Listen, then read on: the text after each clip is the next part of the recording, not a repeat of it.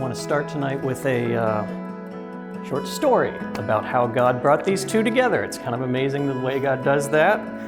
Their first meeting, Megan and her college roommate, Kristin. One night they went to Rhinegeist up to the rooftop patio and saw a guy sitting by himself, looking at his phone, and they decided to go talk to him. And you're all thinking, that was John. It wasn't John, but it was a friend of theirs. When I was roommates with Connor, we went to his younger brother's 21st birthday. And so we actually ended up at Rhinegeist on the rooftop that night because it was just a super nice night outside. And Kristin and I were sitting at Rhinegeist, just like the two of us were talking, and then we saw a guy like sitting by himself. And Kristin and I walked over to him and just started talking to him. So we like kept talking to him for a while, and then he introduced us to all of his friends. Probably like 10, 15 minutes later, I turn around and there's like him and two girls walking up to us. And I was like, nice, Connor's like a solid wingman. Like, what's really awesome about this like whole night was it was supernatural. Basically, Connor, Kristin, and Megan walked up to our group and immediately it felt like we were close friends. Like it didn't feel awkward at all. So we just started talking.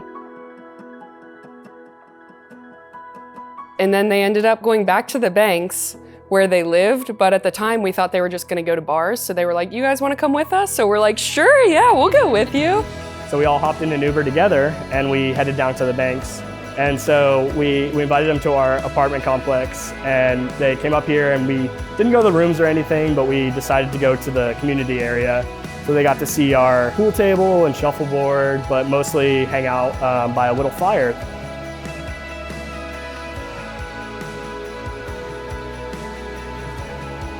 John, who's been sitting across the fire from Megan, looks at me and winks.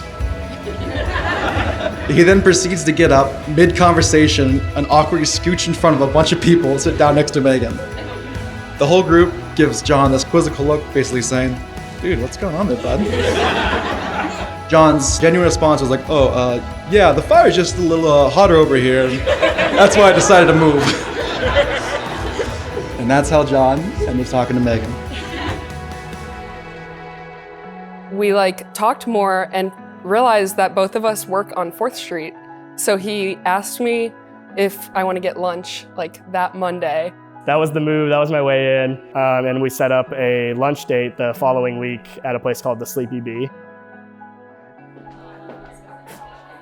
Oh my, love you. I love you. Oh, you look beautiful. Thank you. Stunning.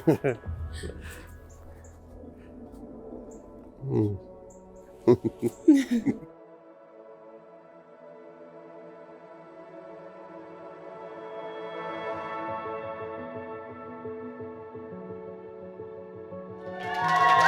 following week, I planned an entire evening for just the two of us. He made reservations for Nada, and then we went to Family Feud on Fountain Square in downtown Cincinnati. One of the questions for Family Feud was, name something that's prickly. And without even thinking, Megan just shouted, my legs, and then like, right after I said it, I was like, oh my gosh, why did I just say that? John thought cactus was a good response. They did like that. And then they took a walk down along the riverfront. So that's a good first date. Fast forward to last summer, John was invited to go on the Graff family vacation to Myrtle Beach. And one night they were all doing a big family picture on the beach. And so John talked with Megan's mom and sisters, and they came up with a plan.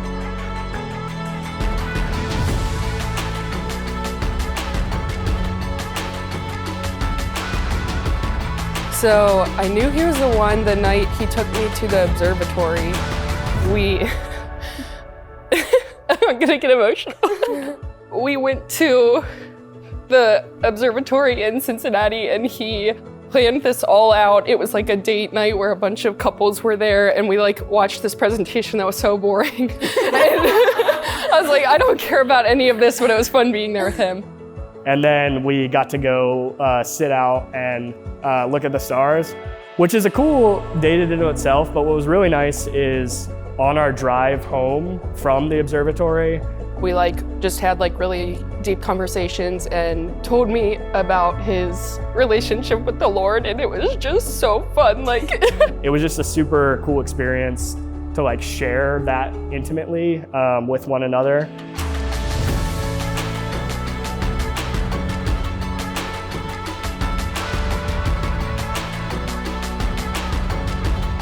By the power vested in me by the state of Ohio and before God, I now pronounce you man and wife. John, you might prescribe. All right.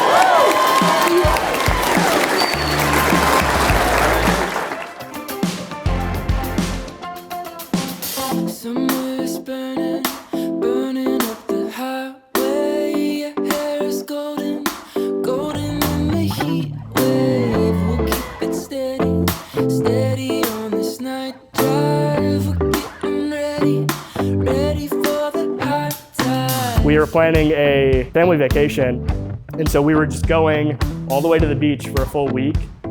And I know how important family is to her, so I wanted them to be around. And so I decided that the beach would be the perfect time to propose to her. I'm not gonna let you go.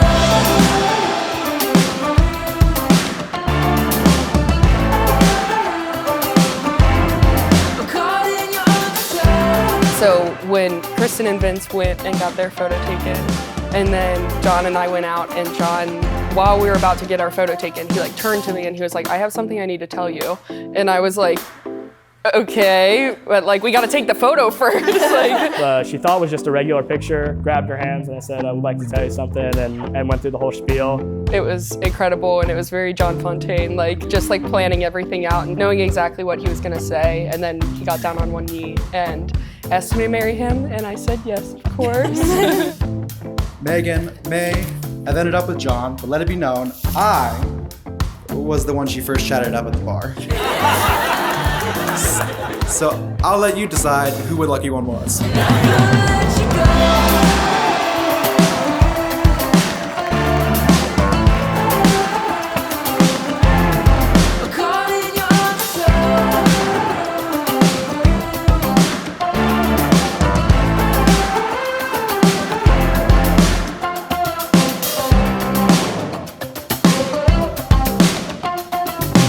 We've lived close or together for almost 25 years, and your move across the country will surely bring tears.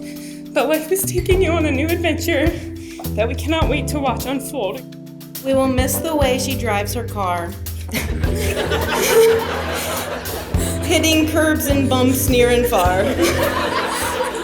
I've truly enjoyed the many times being your DD. Convenient you'll be gone when it could be my turn in need. Let's all raise our glasses to the happy couple here so we can get this party started and end your misery in our attempt to be Shakespeare. To Megan and John.